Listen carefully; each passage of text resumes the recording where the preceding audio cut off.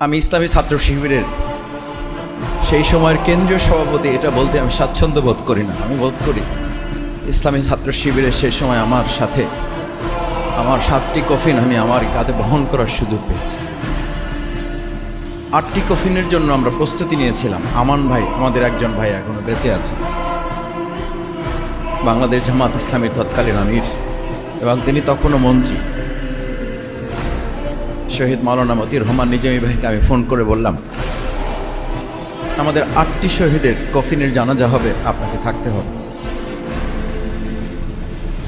বললেন, তুমি কি করে নিশ্চিত হলে? আমি বললাম, ডাক্তারদের সাথে কথা হয়েছে, ইতিমধ্যে 7 জন নিশ্চিত হয়েছে, আর একজন অবস্থা ভালো না, এবং ডাক্তাররা আমাদেরকে পরামর্শ দিয়েছেন এটারও প্রস্তুতি গ্রহণ করার জন্য।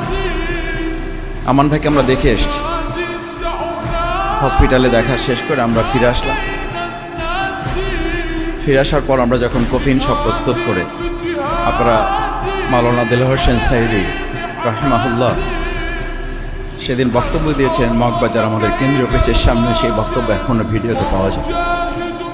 2006 সালে 28 অক্টোবর এই শহীদের বন্যী শিখা শেখ হাসিনা শুধু নয়, বাংলাদেশের প্রত্যেকটি ফ্যাসিবাদের জন্য এক একটা জ্বলন্ত অগ্নিগিরি হয়ে বাংলাদেশে ইসলামের জন্য এই রক্ত কাজ করবে এবং এই রক্ত বিজয়ী হবে। আমার মন পড়ে, আমি তার পাশে দাঁড়িয়েছিলাম। তৎকালীন মেয়র সাদেক হোসেন খোকা মরহুম, তিনি পাশে ছিলেন, অন্যান্য নেতৃবৃন্দ ছিলেন। সম্মানিত ভাইয়েরা, সেই শহীদ পরিবারের সদস্যবৃন্দ এখানে আছেন। আজকে এটা ট্র্যাজেডি ঠিক, আমি আজকে শুধু শহীদ পরিবারের এই মুখগুলো দেখতে এসেছি যে ওনারা কতটা আনন্দিত।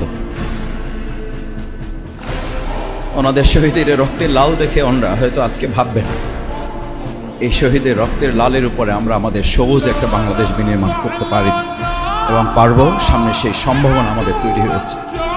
ওনাদের শহীদের রক্তের উপরে আজকে সাদিক কায়েমরা দাঁড়িয়েছে। ওনাদের শহীদের রক্তের